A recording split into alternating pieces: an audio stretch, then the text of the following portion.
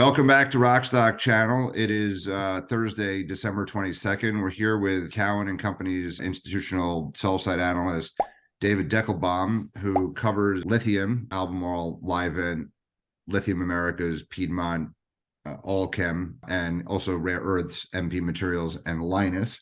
Toronto Dominion Bank is in the process of acquiring Cowen. That's just an FYI that should happen in the first quarter. I've known David for a couple of years. He's an oil and gas analyst historically, but still covers a number of oil and gas names. Cowen has a number of big themes for 2023, of which deglobalization and supply chain and energy transition and mobility are among four of the major themes. We'll put up here of that research note.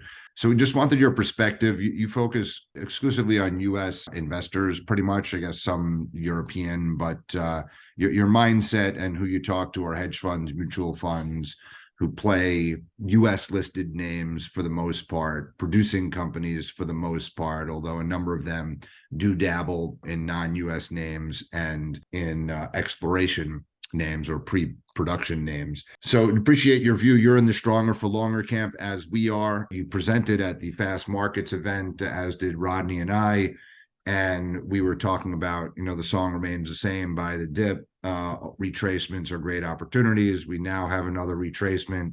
We had higher highs in Albemarle as recently as November. What are you hearing from your investors? There's a lot of cross currents. EV names, Tesla and Twitter. Tesla's at a 2-year low.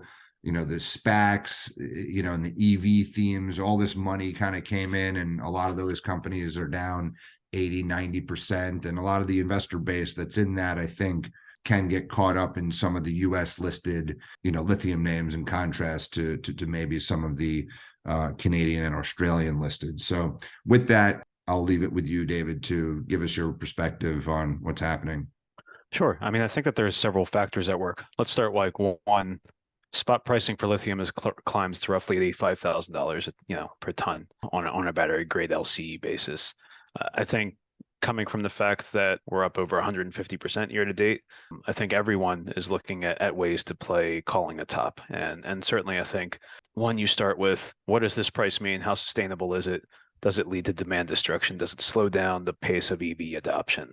I think when we originally rolled out price deck for 2023 and 24, we were in the camp that fundamentally, I'd say a year ago, we thought that the market misunderstood or mischaracterized sort of the long-term cost curve associated with bringing on enough supply that you would have, call it 2 million tons of 2 million tons of lithium supply in the battery grade world by 2030, which, many of the major members like Albemarle and et cetera are calling for. We thought that number was closer to a $30,000 per ton range. And that was our primary argument, is that if you could underwrite $30,000 a ton, these names would be free cash generative in very short order. They would be relatively inexpensive on an EV to EBITDA multiple basis. And then obviously you would be benefiting, one, from free cash generation, which would be a persistent secular benefit for investors, but also quite a bit of growth for a market that's having effectively a CAGR through 2030 of greater than 25%. Anytime stocks perform that well, if you look at many of these lithium names, some of them were the best performers last year. You've seen the broader market pulling back 30, 40% from the highs. Tech names especially, and energy transition names, I think, have been just decimated. You've pointed to performance like Tesla. And I think what gets lost sometimes for investors is that many of these names are cross-owned in index funds like the Lit Index that have to sell all of their positions every time something associated with it is going down, because they have to continually remark the amount of AUMs that they have to mark the amount of redemptions, or to match the amount of redemption. So you sort of get a case right now where I think a lot of lithium names are suffering from this baby out with the bathwater syndrome around the end of the year, as you do typically have institutional selling going into the end of the year just to kind of close out performance. But then you also have tech-related names that have suffered huge losses that also result in or catalyze some tax loss selling towards the end of the year. And many of those names, again, are cross-held in funds that also own lithium names. Our view is like those are short-term phenomenons that I think investors can astutely take advantage of because they're more technical in nature. And now it gets to fundamentally next year, what are the big questions? One, are EV sales going to slow down? I think most people expect that we're going to see battery EVs north of 6 million EVs in China next year. If you were looking at like October and November deliveries, we were already on a monthly run rate basis annualizing at over those levels. So certainly I think the case for EV related demand is there. Europe, I think, on a global scale has been disappointing just in this higher interest rate environment and an economic slowdown. But still, I think right now, if you're going to get constructive on EV demand, most of it's going to be Chinese oriented, and US really doesn't take over in terms of driving that demand picture until 2026 or so.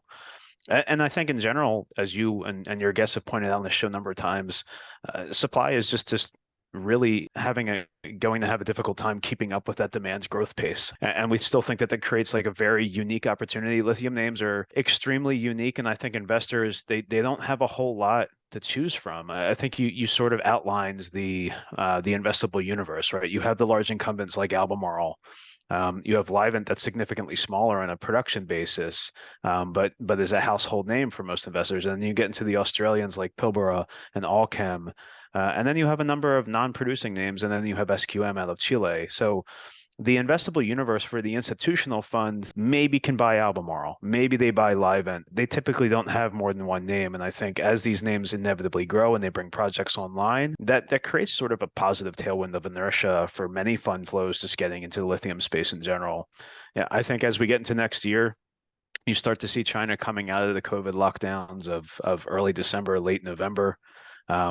I think you start to see the impact that EV deliveries are having.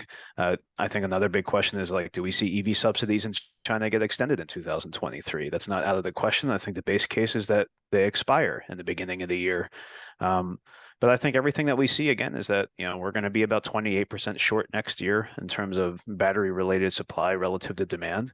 And there aren't a whole lot of factors that we see that we think are going to crack the spot price. So we forecast around $74,500 per ton for battery grade hydroxide in 2023 on average. I don't think you're going to see a whole lot of incumbents selling lithium at that price. But I think it means that as you start to see guidance coming in from the large incumbents like Albemarle at the end of January for the year, and you start backing into what they're implying, if you can see $40,000, $50,000, $60,000 a ton realizations, I think that this group has another leg up, and that's why we remain constructive on a number of these equities. And as our top idea out of our entire coverage universe, including oil and gas for 2023, is Piedmont Lithium. Really? Of all of the coverage in your universe, or all stocks that Cowen covers?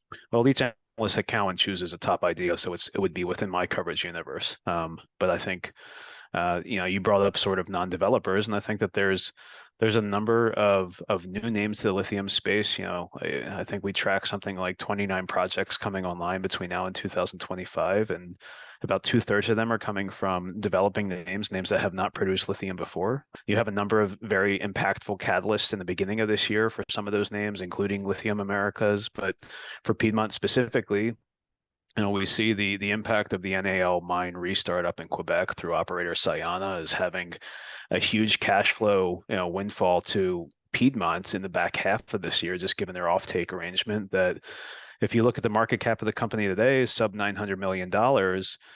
Within 2 years, they could earn that entire market cap just in EBITDA off of the NAL offtake. And that's before considering so many other aspects of the Piedmont business. We've seen that they've already received $142 million DOE grants to fund the Tennessee Lithium project that would cover, I think, about 20% of estimated CapEx for that conversion facility. You obviously have the Awoya project in Ghana coming online in the next couple of years, still waiting for a finalized DFS there and perhaps a resource update. There's just, I think, a ton of catalysts that really drive this re-rating for pre-producing names to being a post-production name that I think is just very difficult for investors to risk. Now it's just a matter of, does NAL come online in March or not? And presuming that it does, I think that this is just a mispriced equity right now.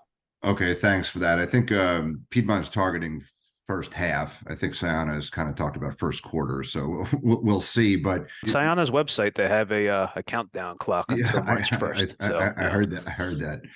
Maybe they're defining what startup means differently. But speaking about, I want to talk about Lithium Americas as well. But a U.S. listed name is Sigma that has rallied very aggressively as they're in construction, ready to start production. But the production from North American Lithium for Sayona and Piedmont, I think, is on a similar time trajectory as Sigma. So are you seeing, you don't cover Sigma, but it is US listed, the volume of the stock is picked up. I think US institutions must be buying this on NASDAQ. Yep. What are you hearing, I guess, from that? And do you see a disconnect between kind of the re-rating, Brazil moving into production versus Quebec moving into production? Why wouldn't the same investors see that corollary? No, I think that's exactly right. I think the benefit that Sigma has, there are a couple things, but we don't cover Sigma, but it's just the timeline of when you begin commissioning at your spodumene facility, right? So like Sigma benefits from being first in line there, and obviously they have a very attractive project in Grota do Cirilo in Brazil.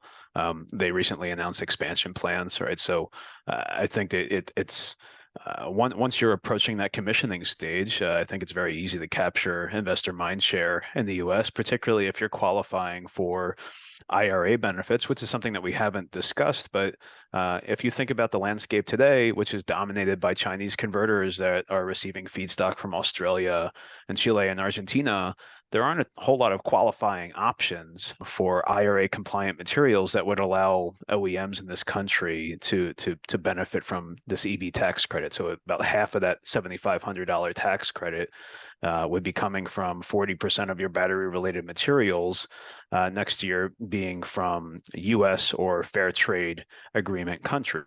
So when you think about conversion capacity we have in this country right now, most of that's going to be dominated obviously by Livent out of Bessemer City. You have a modest amount by Albemarle. Those facilities obviously will expand, but Albemarle's talking about expanding that in the 2028 timeframe. So you look at other options right now, like NAL up in Quebec. Obviously, everything in North America would qualify. I think it sets up for a long-term potential to be this natural IRA beneficiary, as does Sigma selling out of Brazil. So it's I think you also have this dynamic naturally where you've seen the spot price of lithium again getting up to $85,000 a ton. You saw Pilbara remarking their term contracts at $6,300 a ton for spodumene concentrate. You recently saw their BMX exchange that still exceeds $8,000 a ton.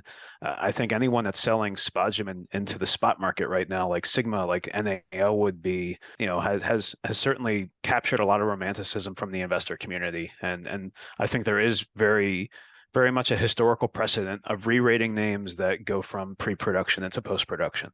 Yeah, well, Rodney wrote about Piedmont, and you could argue that, yeah, you said in just 2 years that they can make enough cash flow from North American Lithium to justify the market cap, and then they have 3 other projects. So which part of Piedmont, 3 parts, you could argue you prospectively get for free. Let's talk about Lithium Americas. I'm more optimistic than I think I've ever been. I listened to a presentation with Steve Levine and Jigar Shah, who was talking kind of upbeat about LAC and the loan opportunity there. And there are other, Piedmont has a loan application. It feels like they'll get approval, in January, or the appeal will kind of go through. You never know. It's the Department of Justice. It's not like Jigar Shah can have influence on that, or politics. But in general, I think, that's a goer. But LAC just announced another, we could talk about consolidation, with Arena. When I look at Lithium Americas, I think MinerXR is coming into production next year. I kind of compare it to Piedmont in some sense. I mean, they have a minority ownership there. They're getting 45% of the economics. The product's going to be sold to China in the short term, but that's going to come on stream. What kind of EBITDA net to Lithium Americas from that asset, versus North American Lithium, net to Piedmont. And then within Lithium Americas, there are many other undeveloped assets, and then there's Thacker Pass, and they're going to split off the companies. But, one is a 3 million market cap, one is 3 billion market cap, one is 850 million market cap.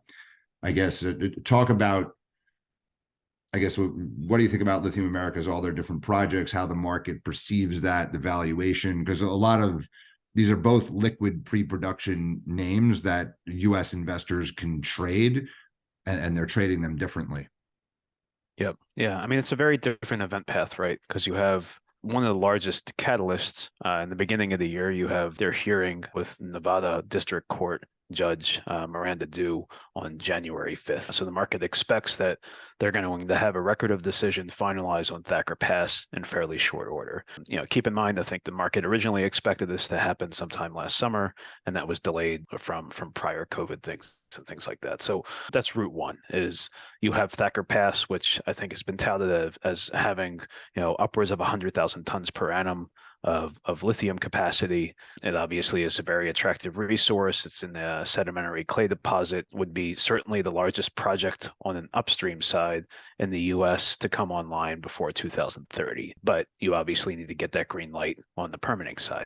Everything else has been received there, so presumably they have shovels in the ground, right after getting this favorable ruling in January. But obviously that's a binary event, and no one knows. And I think the investor community and management might be confident around the judge's decision, but we're still going to have to wait and see. But that sets in motion, right, this entire chain of events where you raise the point, like if you look at Lithium Americas International, what they're calling this future pro forma, in which they split into this Lithium Americas domestic versus international. Presumably you would have Lithium North America, which would include Thacker Pass in the US, and then Green Technology Metals, where they have an ownership interest there as well. And prior to acquiring Millennial, they had an ownership interest there. Prior to recently acquiring Arena, they had a minority ownership there. So LAC management has obviously a very explicit strategy of taking minority equity stakes and developing companies that have resource, collaborating with them, and then perhaps increasing their stake when it becomes attractive to do so. You set up into next year, we should have Caucharí-Olaroz. I think it's projected to be online in the first half of 23, which is, that's a wide range. It's 6 months in there, but let's say that it's the end of the first quarter, beginning second quarter. That should ramp up towards 40,000 tons per annum. For practical speaking, that's split with their partner Ganfeng almost 50-50. And then you would have presumably a plan around developing the broader Pastos Grande basin, which they originally acquired through Millennial. And now you would add on to that with the Arena Sal de la Puna asset, which is part of Pastos Grande. And, that could be another 40,000 ton per annum project. You combine that with the phase 2 expansion at Caucharí, and now you have another entity in South America that's capable of doing 100,000 tons per annum of lithium carbonate equivalent production. So I think as you see it, you look at like the long-term possibility for these names. LAC has two entities that could both do 100,000 tons per annum. And, you contrast that with today, that would be more or less greater than the size of what Albemarle is. So, but to your point, you have other names like Piedmont that will have about 113,000 tons per annum of spodumene concentrate production coming out of NAL. Ultimately, they're going to have two converters in the U.S. doing 30,000 tons per annum. So you can think of that as their capacity of roughly 60 by the end of this decade. And I think you can kind of get a good sense of where the potentials are from like a commercialized basis. You articulated two paths at Lithium Americas to 200,000 tons of production, right? Thacker Pass, and then all of the Argentines. And then you just articulated, a path, Piedmont. And that would be on the gross basis, right? Because you'd be including Caucharí, where you'd be netting down roughly 50%. Okay, fair enough. How much do you think institutional investors in Lithium Americas or Piedmont, think that far in the future versus how much are they focused on, what might be 23, 24, 25 EBITDA from the assets that will be cash flowing? I mean, I think for most developing names that don't have production online right now, most investors are using some sort of net asset valuation basis. You could use more back of the envelope methods, like using some multiple of future productivity, of just throughput, of some multiple of what you think that their measured and indicated resources. But I think most institutional investors or lithium analysts would kind of take the development timeline that most of these companies put out in feasibility studies and build out some sort of net asset valuation and then discount that back to today at whatever price assumptions they're using. I think because there is a risk with pre-producing assets, obviously, that they'll come online on time. I think we did a look back about a year ago and saw that of the almost 100 or so lithium assets that are producing in the world, on average, they come online about 18 months late, and obviously 30 to 40% higher on a budget expectation relative to the feasibility study. So I think the investor universe still, I think, struggles with how do we risk projects that have told me they're going to be online in 2023? How much confidence should I have? Because obviously that has a huge impact on time value of money. And that's why I think when you look at the lithium space, you build up a NAV for, Piedmont for lack, that discount to that NAV is going to be significantly wider than what you're going to see from like an incumbent like Albemarle or Livent that's done this before and obviously has production already online.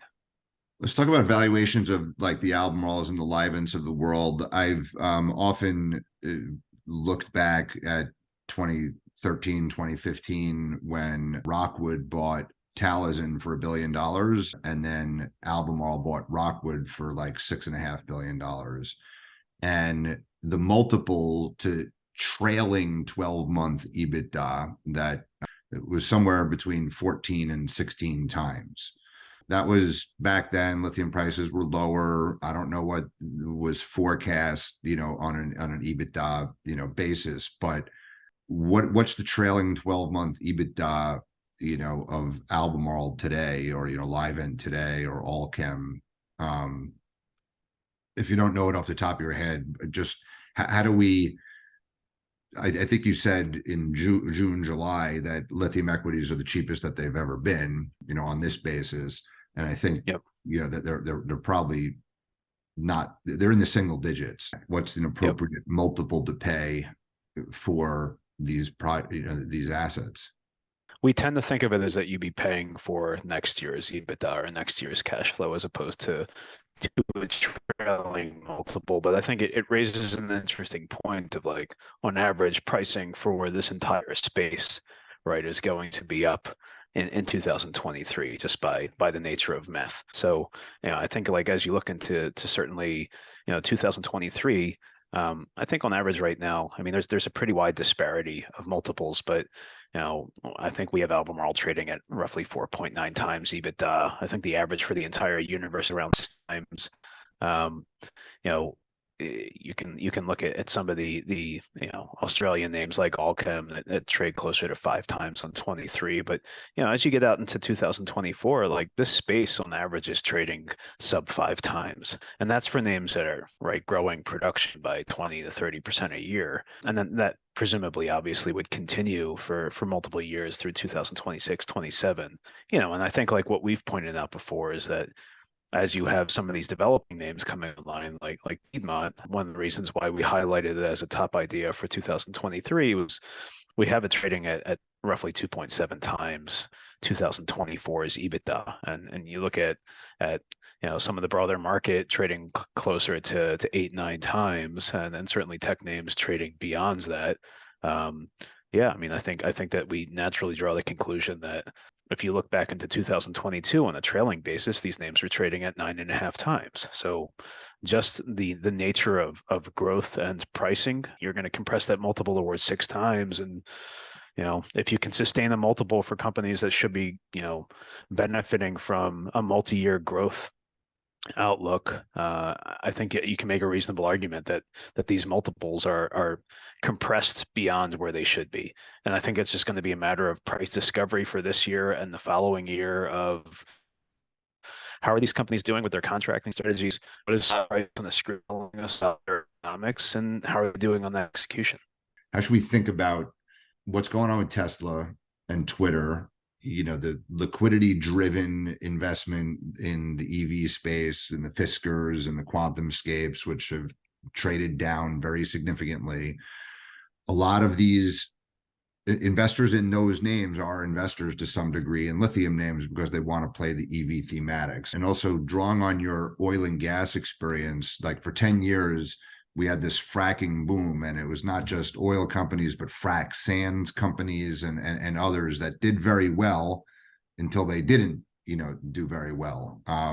But America, became energy independent. I think there's scope for North America with Canada and the US if you have a similar kind of 10-year investment trajectory. That's a different question, or it's related, but if you could talk about the oil corollary, the Tesla, the Twitter dynamic, how that influences the SPACs, and we'll conclude on that.